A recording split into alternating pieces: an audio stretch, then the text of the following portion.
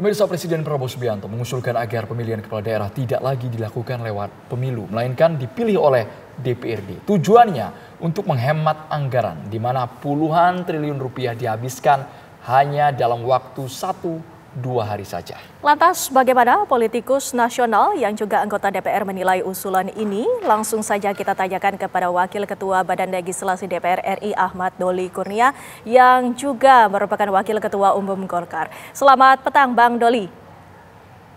Selamat petang, Assalamualaikum warahmatullahi wabarakatuh. Waalaikumsalam warahmatullahi wabarakatuh. Bang Doli, bagaimana Anda menilai usulan yang disebutkan oleh Presiden Prabowo ini, Bang Doli?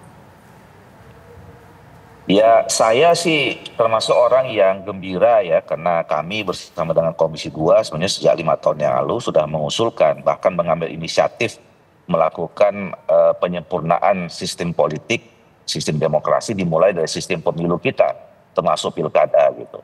Dan yang kedua ini adalah pernyataan Pak Prabowo yang hitungan saya sudah 3 kali ya. Beliau mengusulkan bahwa kita harus melakukan evaluasi.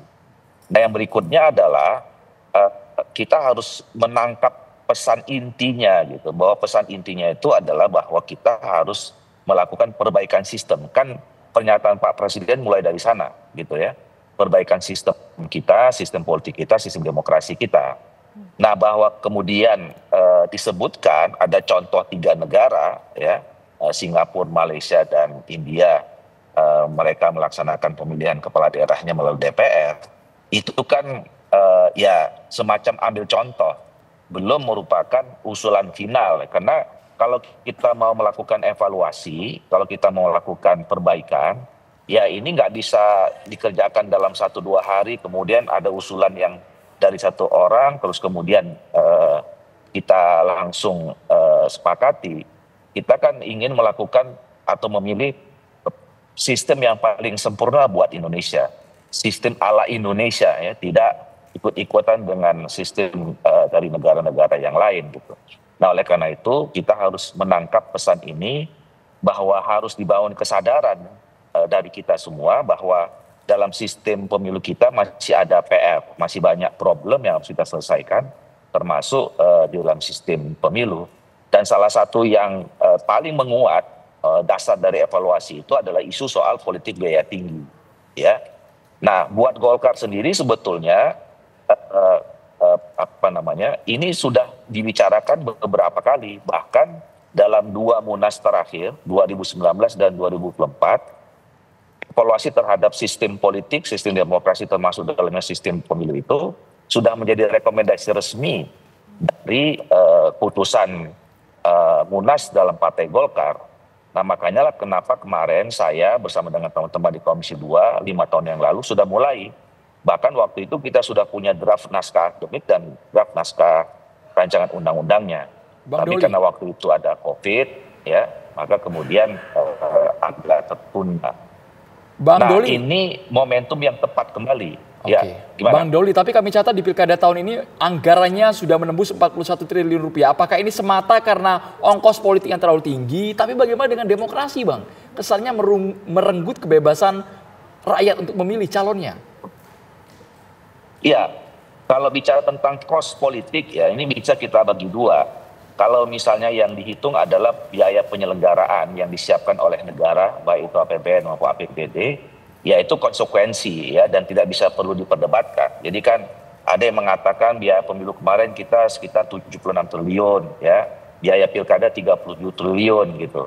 Nah, itu memang konsekuensi kita memilih sistem demokrasi yang melibatkan berbagai elemen termasuk elemen masyarakat. Itu saya kira no issue lah. Nah, yang kita jadikan problem adalah biaya-biaya di luar biaya formal itu, ya, itu yang saya sebut sebagai praktek moral hazard pemilu, ya, money politics, vote buying, political transaksional gitu. Dan ini semakin lama, semakin kesini, kalau nggak kita ada upaya perbaikan, kita semakin permisif. Nah, praktek-praktek itu bukan hanya terjadi di elit, tapi juga sudah merebak secara masif di masyarakat kita. Dan kalau ini terus dibiarkan, saya khawatir ini merusak atau mendegradasi moral bangsa kita ke depan gitu. Nah, tapi apakah untuk mengantisipasi itu kita langsung mempunyai alternatif hanya satu yang secara ekstrim dikembalikan ke DPR. Nah ini yang saya kira perlu ada kajian yang mendalam. Nah oleh karena itu saya kira ini momentumnya tepat ya. Saya hitung ada sekitar 3 kali Pak Presiden kita mengatakan harus dievaluasi ya setelah pelaksanaan Pilpres Pileg kemarin, dan yang ketiga kemarin terakhir waktu di acara HUT Golkar. Nah ini harus kita jadikan kesadaran kolektif semua bangsa bahwa kita harus melakukan perubahan, dan momentumnya sekarang. Kenapa momentumnya sekarang? Karena kita di awal periode yang masih jauh untuk melaksanakan pemilu kira-kira 4-5 tahun yang akan datang gitu. Ya. Sehingga kita tidak terbawa-bawa, tidak tertarik-tarik dengan interest kita mau punya motif menang di pemilu saja, tapi ini kita mau mencari yang terbaik buat bangsa dan negara dan rakyat kita. Bang Doli, dengan usulan kepala daerah dipilih oleh DPRD ini, apakah politik transaksional ini juga bisa terhindarkan, Bang Doli? Belum tentu. Jadi makanya saya kira variabelnya harus dikaji dari berbagai perspektif. Misalnya begini ya, banyak alternatif-alternatif ya.